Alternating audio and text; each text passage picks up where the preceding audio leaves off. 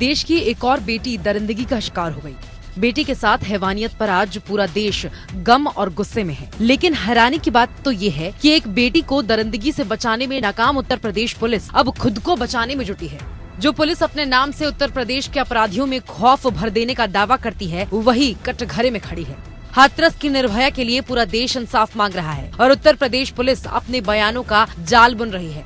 हाथरस की निर्भया मौन हो गई है, लेकिन उसकी चीख पूरे देश से सवाल पूछ रही है कि देश की बेटियां कब महफूज हो सकेंगी। उत्तर प्रदेश के हाथरस की जघन्य वारदात और पुलिस की कार्रवाई अपने आप में सवाल बनकर सामने खड़ी है।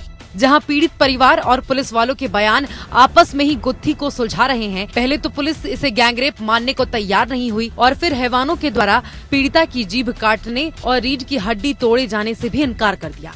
अब पीड़िता के अंतिम संस्कार पर भी सवाल खड़े हो रहे हैं। पुलिस की मौजूदगी में गांव वालों के गुस्से के बीच रात करीब 2:30 बजे पीड़िता का अंतिम संस्कार कर दिया गया। लेकिन घर वालों का आरोप है कि ये अंतिम संस्कार उनकी अनुमति के बगैर किया गया है।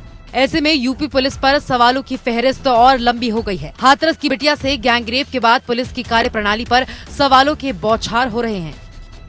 14 सितंबर को एफआईआर, गिरफ्तारी में 5 दिन क्यों लगे? आरोपी संदीप की गिरफ्तारी पहले क्यों नहीं की गई? पीड़िता का बयान 22 सितंबर को क्यों लिया गया? हाथरस, अलीगढ़, दिल्ली तक पीड़िता को किस अवस्था में रेफर किया गया? चोट गंभीर थी तो दिल्ली रेफर करने में 14 दिन की देरी क्यों हुई? परिवार को बताए बिना पुलिस ने अंतिम संस्कार क्यों किया? मामले में पुलिस ने बार बार बयान क्यों बदला?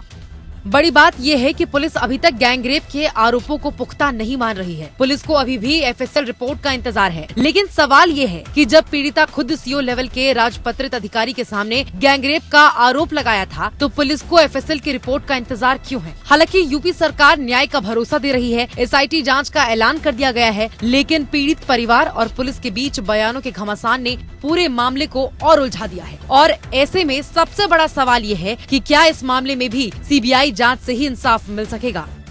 Bureau report.